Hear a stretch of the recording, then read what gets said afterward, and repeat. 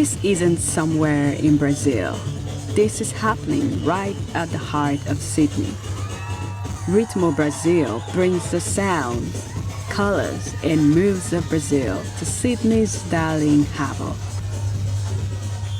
The Brazilian culture is so rich in terms of music and dance that we wasn't able to do 10% of what we have in Brazil. The event is known to draw a large crowd of diverse people from all over Sydney.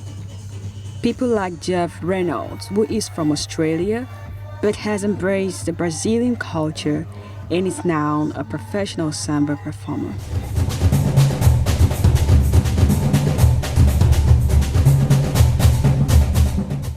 Brazilian music is some of the best music in the world, and it's like a tremendous gift that's come out of Brazil, and it's enjoyed by people all around the world. It attracts anyone who has good taste in music, can't help but listen to it and enjoy it. So that attracts people all around the world, and that's essentially how we became interested in Brazilian culture. Even though we ourselves are from all around the world, only two of our group are Brazilian, have Japanese, we used to have Canadian, European, yeah, people are from all over. And myself, I'm one of the token locals. Born in North Sydney, I grew up in Forestville, and I live now in Lane Cove, which is quite a sad story because all of that's in about space like this. But yeah, so very much from here, very local. To be completely honest, the first time I went to a samba percussion class, they had a dance class at the same time. So we were playing drums, which is great, and we're watching the dancers dance, which is even better, and I just thought, why haven't I been here all my life? This is where I should be. And that's where it started, and it just got bigger since then. And now we've been to Carnival in Tokyo, we've been to Carnival in Rio. Cynthia hopes to pass on the culture of dance to the next generation.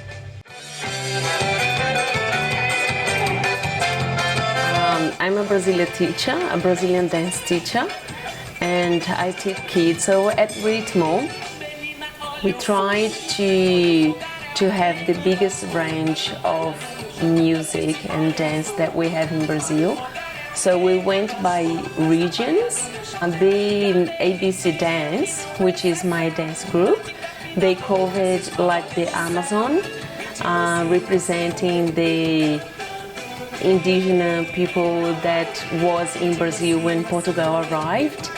So they have like the dance, they have a very particular way of dancing, and we tried to show that at Ritmo. And my girls also danced a typical dance like from the countryside of Brazil, which is called forró. It's both like from the countryside and from the coast, but especially on the northeast of Brazil. So we tried to do things like for all ages and all people from all over Brazil, and hopefully they enjoy. This event is for us one of the biggest events in Australia for the Brazilian community. It's all about to celebrate Brazilian diversity and Brazilian songs, rhythm, and the culture. We spend the whole day here with families, kids, students from university, English schools, just to make sure that we continue to celebrate our community. The Brazilian Day is celebrated all over the world in September because we became an independent nation on the 7th of September. Consulates, embassies, we all, of course, organize formal parties. From the Australian government too, we received some support from them. There were more than 20,000 people. Deputy Chair for New South Wales Multiculturalism Community Relations Commission's Feliz Montroni reinforced the importance of multiculturalism in Australia. So I encourage you to follow that and get more of your children to learn your language. Importantly, we always talk about multiculturalism in the form of food, dance, but there's a more tangible contribution that multicultural society make to this country. Right. The young Brazilian are marked now. Australia's looking at Brazil to make a contribution to the young people. The event featured different forms of Brazilian dance and music. Bossa Nova, pop, capoeira, which is a martial dance performance. There was also lots of Brazilian food and confectionaries, and the Brazilian barbecue. Lots of excitement in the air. 2 years ago, it was a completely different scenario as a very tragic incident occurred. When a young Brazilian student died after being tasered by police in Sydney. The man who died after being tasered by police early Sunday has been identified as a 21-year-old Brazilian here studying English. The images of Roberto Laudizio Curti being tasered in Pitt Street before dying on the spot are being shown in his native Brazil. The headline there, Brazilian is murdered by the confusion of Australian police. This was a low point in both countries' relationship as speculation grew that the prospect of Brazilian students coming to Australia would be badly affected.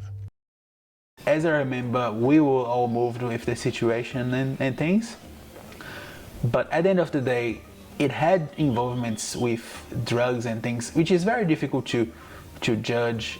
I kind of placed the blame with the New South Wales Police Force. Well, I think that they probably did step in and do what they could, but the guy was dead, and that was as a result of the police force's actions. I remember being very angry that there didn't appear to be justice done. Yeah, but I think the guy who did the bar, he was good, but he wasn't great. But if we order... Different styles of dancing this year from all the different parts of Brazil. The managing committee of the Brazilian Community Council of Australia is doing more than just organizing foreign events. One of the projects that we try to promote in BRACA, which is bringing together information for students so that they don't come to Australia and they go around using drugs and things, because I believe that's the source of the problem. But we just want to make sure that the incoming students from Brazil, they understand that what they can and what they can't do in Australia. Now, it's a tragedy that Roberto died, and that no one can ever go back on that, but we just would like to make sure that less students from Brazil and from all the other communities, if you can help it, are away from the drugs. It's an extremely sad event, but this belongs to the past, I would say. Now imagine we have an increasing number of Brazilian students here in Australia. At present, we have a figure like close to perhaps 15,000, 20,000 students, Brazilian students in Australia learning English, benefiting from the high quality of Australian universities. Australia's response to the 2014 World Cup was a healer, as they bought around 30,000 tickets, ranking in 5th place in the world. Vivian Altman is a producer for ABC Foreign Correspondent. She's traveled many times to Brazil to cover international stories.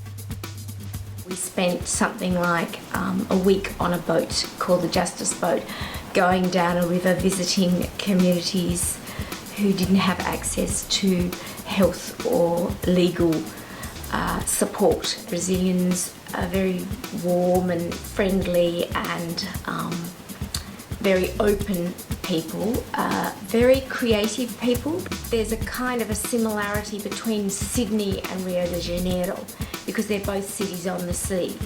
And I think cities on the sea have similarities, and there's a kind of an easygoingness and a beach culture that you find in Sydney as much as you find in Rio de Janeiro. You know, they're both big countries, physically big countries, geographically big countries,